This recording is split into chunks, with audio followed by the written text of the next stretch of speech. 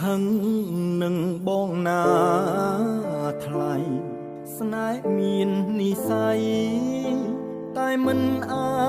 ចតម្រៀបការគ្រប់យ៉ាងគួរបន់ទោះលើវាសនាឲ្យជួបជីវ៉ាស្រពេលគេចង់ថែថ្លៃស្ដាយណាស់សារភាពក្រោយគេបងស្គាល់មាសមេមុនគេមិនទាន់ស្គាល់ស្រីទឹកភ្នែកផ្ដាំហូរពេលលឺសំដី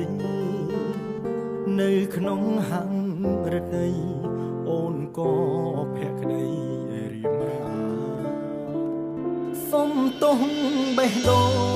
ងដែលខ្ញុំឲ្យអ្នកឈឺគ្មានស្វាងស្នេហ៍គ្មានសំណាងឃ្លាតហើយឃ្លាតមុំកលយាហាមចិត្តក៏ដោយតែហាមទឹកភ្នែកមិនបានព្រោះស្រស់កលយា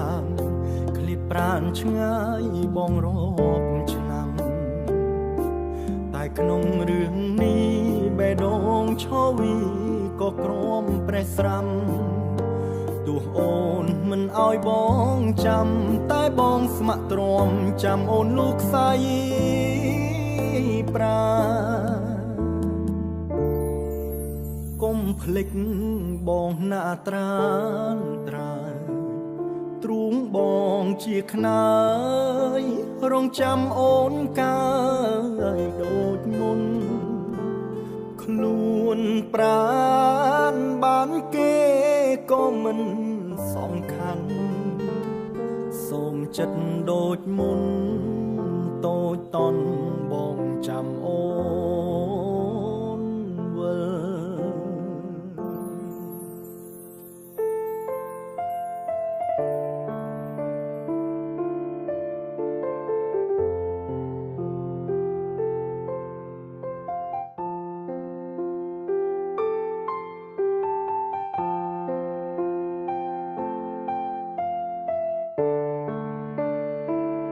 សុំទោស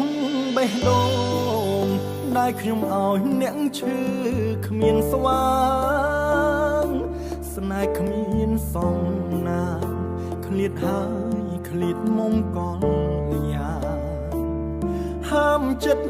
ក៏ដោយតែហាមទឹកភ្នែកមិនបានព្រោះស្រស់កលយា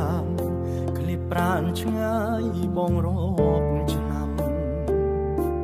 តែក្នុងរឿងនេះបេះដូងឈវីក៏ក្រំប្រេះស្រាំទោះអូនមិនអោយបងចាំតែបងស្ម័គ្រទ្រាំចាំអូនលោកស្អីប្រាកុំភ្លេចបងណាត្រានត្រើ